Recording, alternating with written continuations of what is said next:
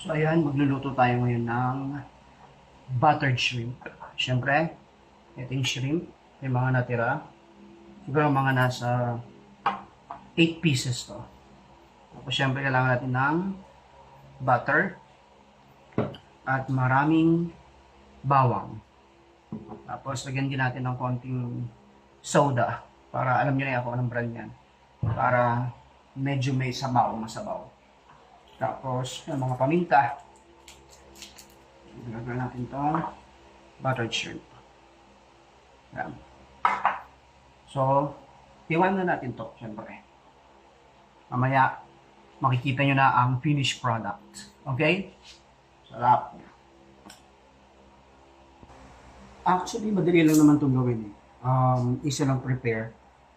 Butter, yun, mga butter lang. Tapos yung garlic. So, kailangan damihan mo yung garlic kasi ako mahilig ako sa garlic. So, dadamihan ko siya.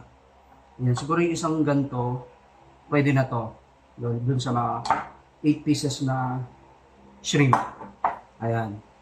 So, hatiin mo lang siya, tapos parang mince mo lang. Minced! Yan, mince mo lang siya. Kasi medyo,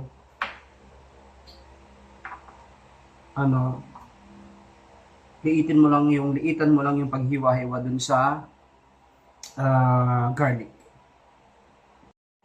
Ayan, so medyo dinamihan ko yung garlic. Ayan, kasi I want it to be buttery. Ano natin ako to? Buttery and garlicky.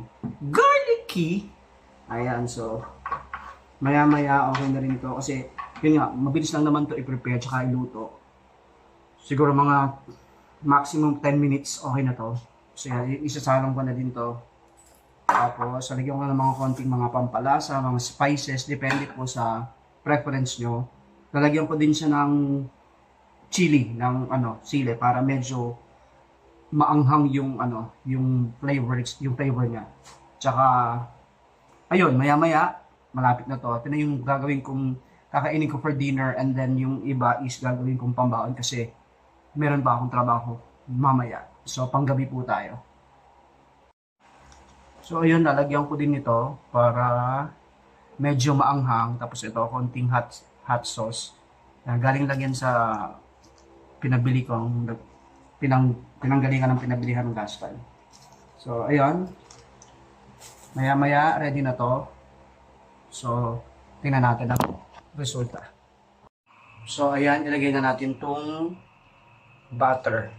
Siguro mga mga 3 parts lang itong butter ilalagay natin. So, parang medyo marami. Ayan. So, tunawin lang natin ng konti. Yan siya.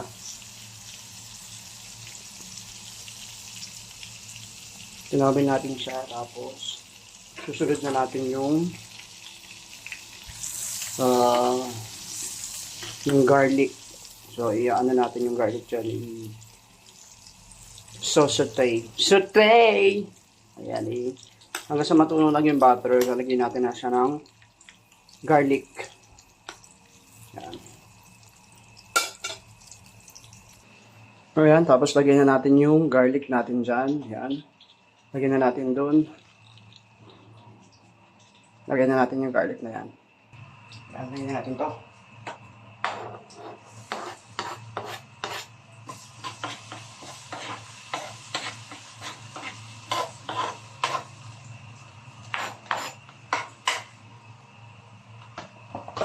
Parami masyado yata yung butter. Hindi na makita yung garlic. Ayan, pero mamaya magsasubside din yan. Subside!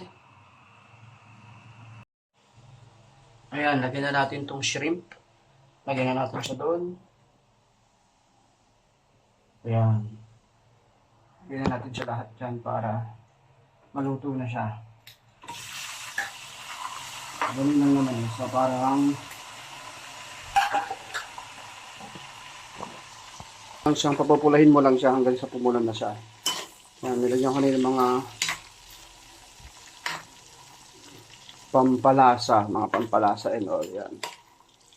So, let it simmer. Simmer! So, maging na siya, reddish na siya maya-maya. Tapos nalagyan ko na ng mga chili. Ayan, lagyan ko nitong mga ito, crushed chili pepper. Ayan.